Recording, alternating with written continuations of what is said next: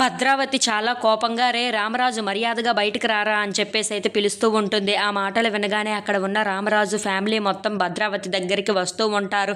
ఇంతలో అక్కడ ఉన్న భద్రావతి చాలా కోపంగా ఏం బ్రతుకురా మీది, మీది ఒక బ్రతుకేనరా అని చెప్పేసి అయితే అంటూ ఉంటుంది. ఆ మాటలు వినగానే అక్కడ ఉన్న రామరాజు మాత్రం ఏంటి భద్రావతి ఎక్కువ మాట్లాడుతున్నావు, ఏం జరిగిందో ముందు చెప్పు అని చెప్పేసి అయితే అంటూ ఉంటాడు.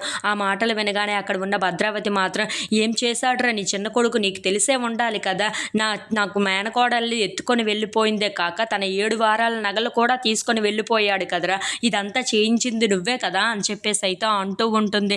ఇంతలో అక్కడ ఉన్న రామరాజు మాత్రం ఒక్కసారిగా షాక్ అయిపోయి నా కొడుకు ఎప్పుడు అటువంటి తప్పు చెయ్యడు అని చెప్పేసి అయితే అంటూ ఉంటాడు. ఇంతలో ప్రేమ ధీరజ్ వాళ్ళు వస్తూ ఉంటారు. అక్కడ ఉన్న భద్రావతి మాత్రం నన్ను అడిగితే నేనే నీ మొహాన్ని కొట్టేసేదాన్ని కదరా, నీ కొడుకుని పెట్టి ఇదంతా ఎందుకు చేయించావో నాకు అర్థం కావటం లేదు, ఇదంతా నీ డబ్బు కోసమే కదా అని చెప్పేసి అయితే అంటూ ఉంటుంది. ఇంతలో అక్కడికి ధీరజ్ ప్రేమ వాళ్ళు వచ్చి వాళ్ళు తగువ అవ్వటం చూసి ఒక్కసారిగా షాక్ అయిపోతూ ఉంటారు. ఏంటి మళ్ళీ ఏదో జరుగుతున్నట్లుగా ఉందే అని చెప్పేసి అయితే అనుకుంటూ వాళ్ళ అమ్మ దగ్గరికి వచ్చి ఏం జరిగిందమ్మా అని చెప్పేసి అయితే అడుగుతూ ఉంటాడు.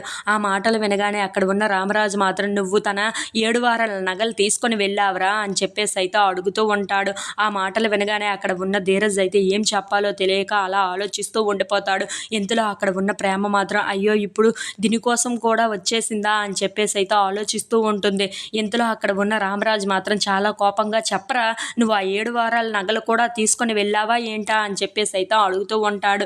ఇంతలో అక్కడ ఉన్న ధీరజ్ అవును నాన్న అని చెప్పేసి అయితే అంటూ ఉంటాడు. ఆ మాటలు వినగానే అక్కడ ఉన్న రామరాజు అయితే ఒక్కసారిగా షాక్ అయిపోయి మర్యాదగా వెళ్ళి ఆ నగలు తీసుకొని వచ్చి వాళ్ళకి ఇచ్చేయరా అని చెప్పేసి అయితే అంటూ ఉంటాడు. ఆ మాటలు వినగానే అక్కడ ఉన్న ప్రేమ, వేదవతి అలాగే ధీరజ్ వాళ్ళు అయితే ఒక్కసారిగా షాక్ అయిపోతూ ఉంటారు. ఏంటి ఇప్పుడు లేని నగలను నేను ఎక్కడి నుండి తీసుకుని రావాలి అని చెప్పేసి అయితే ధీరజ్ అయితే ఆలోచిస్తూ ఉంటాడు. ఇంతలో అక్కడ ఉన్న రామరాజు మాత్రం చాలా కోపంగా మాట్లాడుతూ ఉంటాడు. If you like this video please subscribe.